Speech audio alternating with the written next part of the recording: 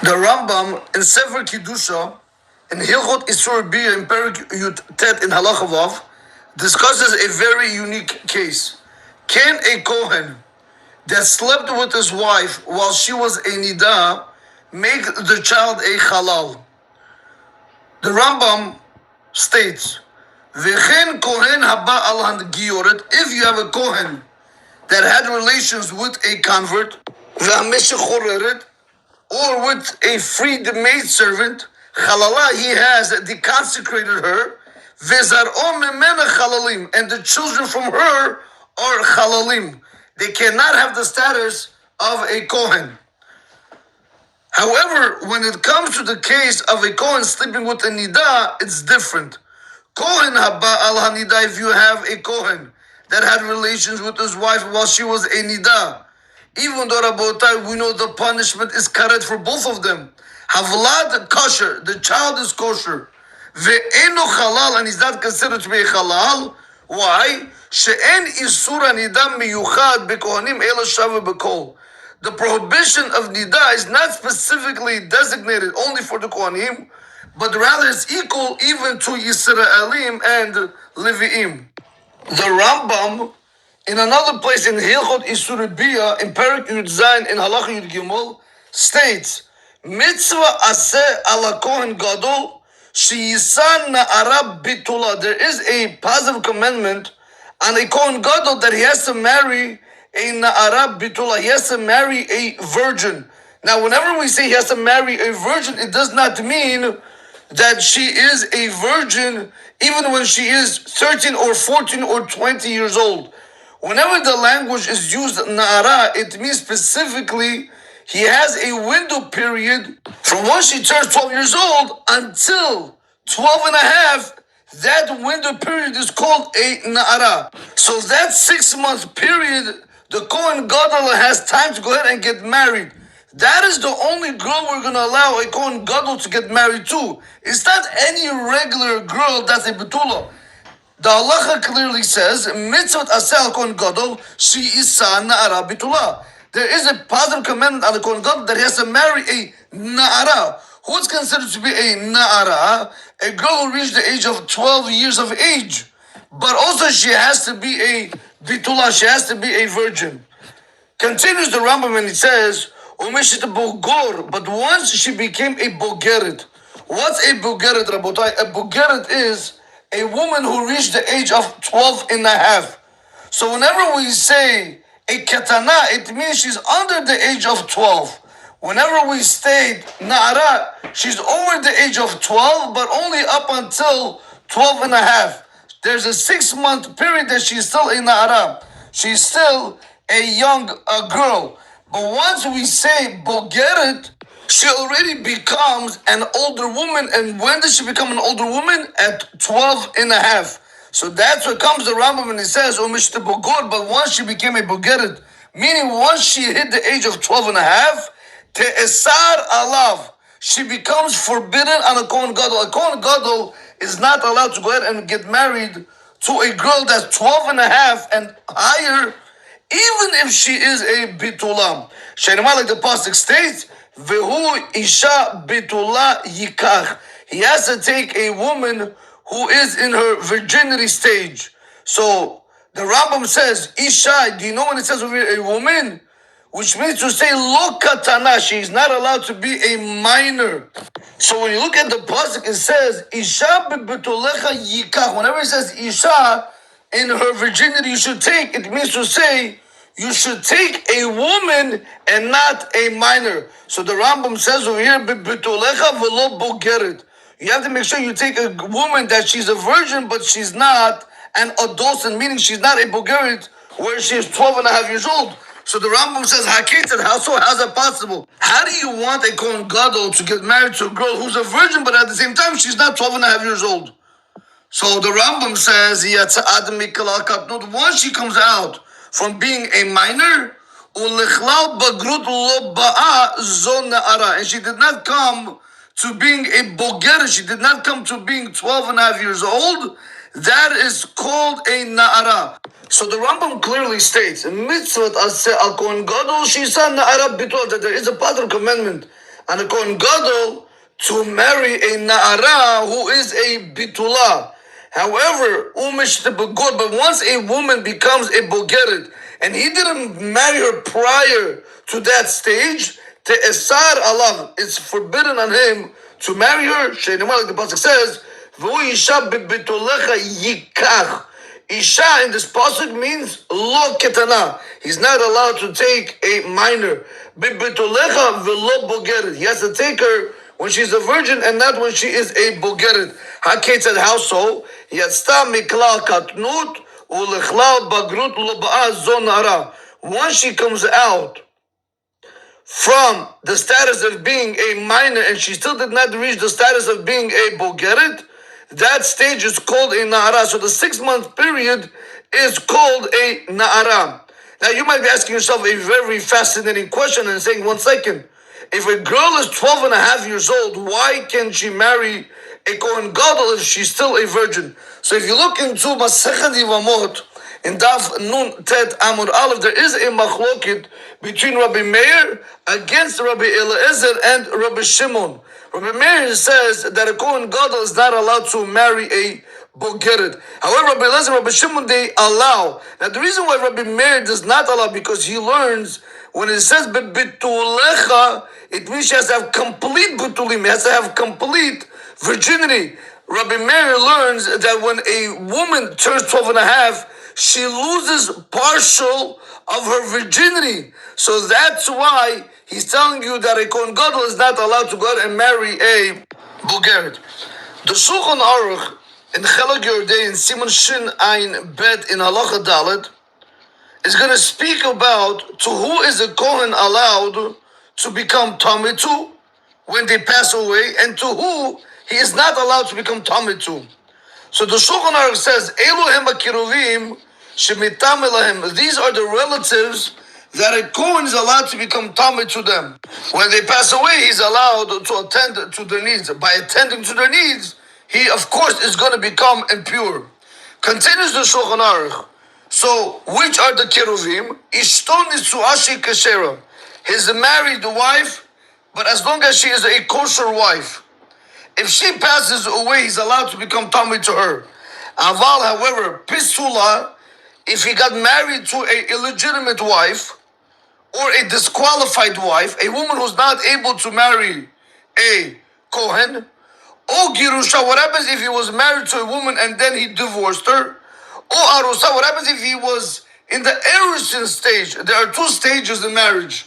It's called Erusin and Nusi'in. What happens if he was in the first stage of marriage, and in all of these cases, the woman passed away? Lo onen velo mita'amei Allah. He does not need to keep the laws of aninut, and also he's not allowed to become tameh to her. V'chen, and so too, this woman, the arusa, what happens if he passed away before they were able to reach or enter into the nitzuin stage? Lo onenet velo mita'amei lo. She's not allowed to sit. She's not allowed to follow the laws of aninut. And also, she's not allowed to become tamei by him. However, if it's his mother that passed away, he's allowed to go ahead and become tamei on her behalf. He's allowed to attend to her needs. Even if the mother became a chalala. What happens if chas v'shalom he had a son or a daughter where we know they have completed their full term of being in their mother's stomach, and chas v'shalom loleinu, now after they are born, they pass away. Over there, we're going to tell you that the father is able to go ahead and attend to them and impurify himself for them. He's able to become tameh to them. That's the first case of the Shulchan Aruch. That to his daughter and his son, where we are sure, meaning where he is sure that the child had a full term, that 9 months have completed. Or shehem b'shloshim yom ve'elach. Now the second case is telling us like this. What happens where we are not sure? We do not know if the child was in the mother's stomach a full term. We're not sure. So over here the Shulchan Aruch tells us, or at least if you see that the child made it more than 30 days, ve'elach en an, afilu hem pisulim, even though they are illegitimate children. Nevertheless, we're going to tell you over here, he's allowed to go ahead and become tummy to them. However, there is an exception. The Shulchan Aruch says, "Chutz mibino ubito mishivcha." He's not allowed to become tummy to his son and his daughter from a maidservant, or kutit, or from a goya. If a Kohen, chas v'sham lolenu, had a child with a non-Jewish woman, and then the child died, he is not allowed to become tummy to them. Ulachiv ulachatom me'aviv, afilu hem pasulim, and to his brother and to his sister from the father's side, even though they are illegitimate children, he is allowed to go ahead and he's allowed to become tameh on their behalf. Elim ken hem b'nei shivcha or kutit, unless the father had relations with a shivcha or a goya, and that's that types of brother and sister that he has over there, we're not going to allow him to become tameh to them. Aval, however, he says, but however, if we're dealing where he has a brother or a sister from his mother, Eino mitame, he's not allowed to become tameh to them. And so too, Eino mitame la'achoto arusa, and so too, he's not allowed to become tameh to his sister who is an arusa. If he had a sister, if a Kohen had a sister that was in the erusin stage, we're not going to allow him to become tameh to her. That means like this, Rabotai, let's put it like this. If Reuven had a sister by the name of Sarah, and Sarah was in the erusin stage to Shimon, before they were able to do the Nisuin stage, she died.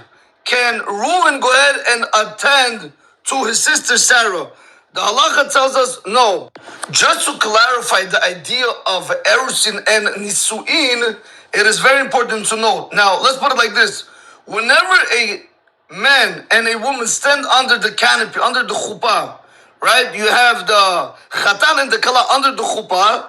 The guy tells the girl, "Harei ad mikudeshetli b'taba'at zot kitat Moshe Yisrael." Right? You say you're married to me, meaning you're sanctified to me with this ring, like the laws of Moshe Rabbeinu and the Jewish people and his Torah. Now, Rabotai, that stage is called the erusin stage. Now, automatically she is his wife. But the problem is she's not allowed to have relations with him until they do the second marriage stage, which is nisuin. And that's what we do is when we go ahead and do the Shevel Brachot. There are other laws to this, but I just want to give you just like a backdrop on how this works.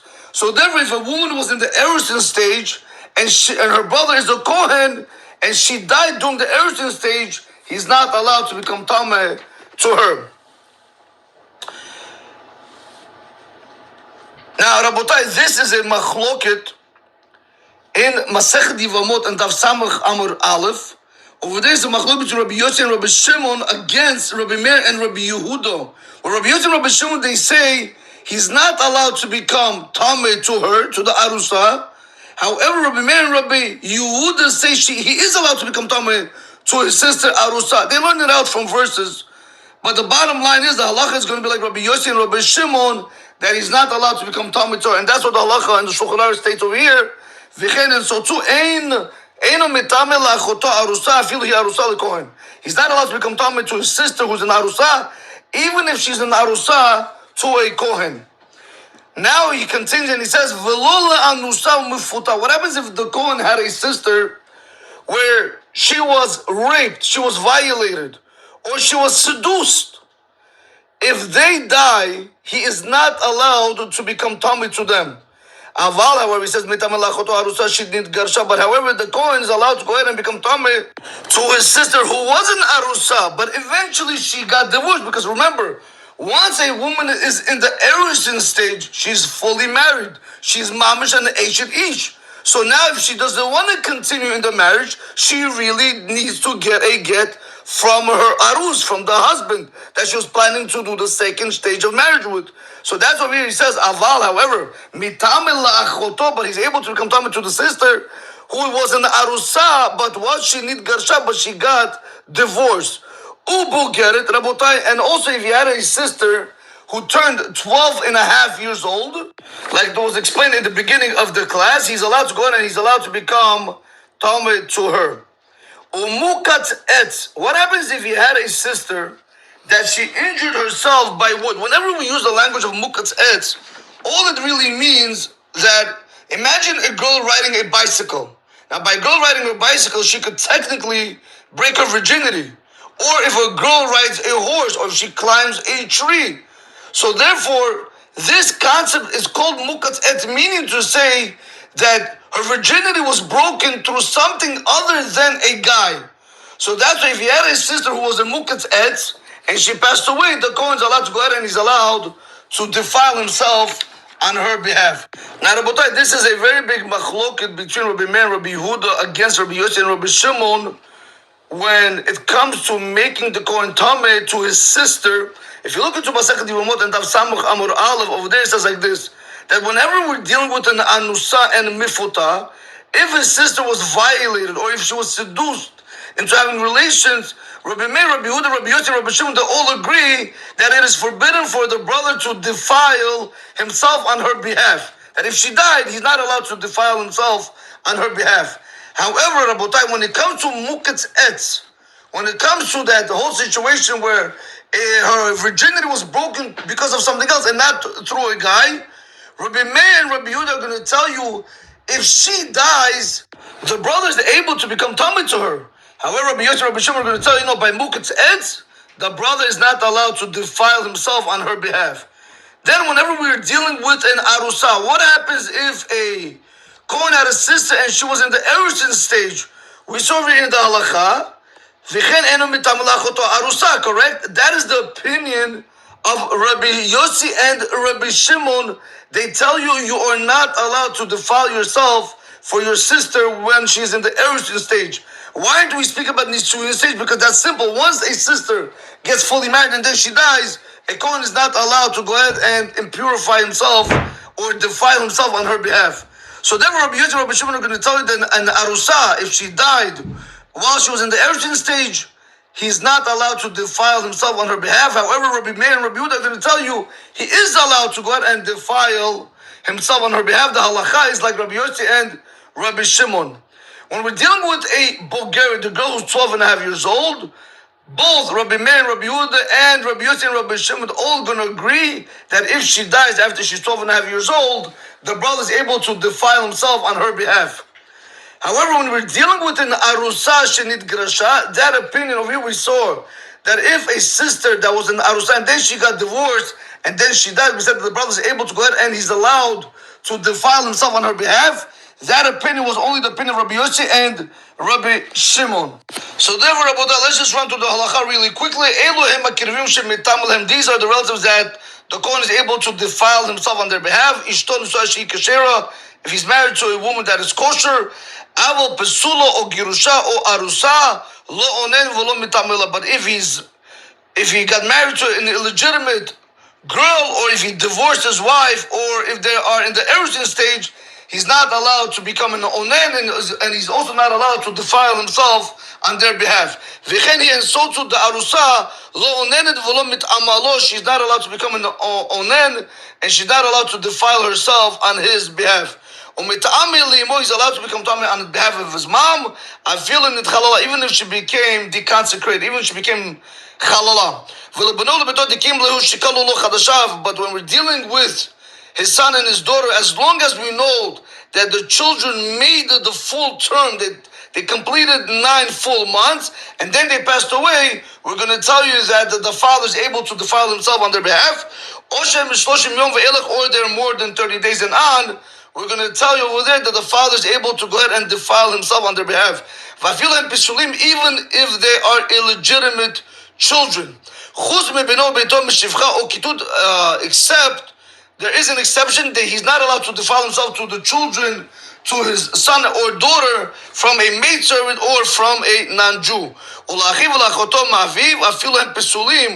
And he's allowed to defile himself to his brother and his sister only from his father's side. Even though the children are illegitimate children, nevertheless, he's allowed to go ahead and he's allowed to defile himself on their behalf. Unless the father went ahead and he had relations with a maidservant or with a goya, and that's how his brother and sister came into the world, then we're going to tell him he's not allowed to defile himself on their behalf.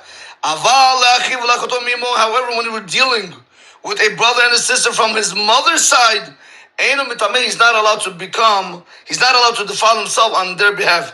He's not allowed to become tameh on behalf of a sister who was an arusa, even though she was an arusa to a kohen, he's also not allowed to defile himself on behalf of a woman who was violated or seduced.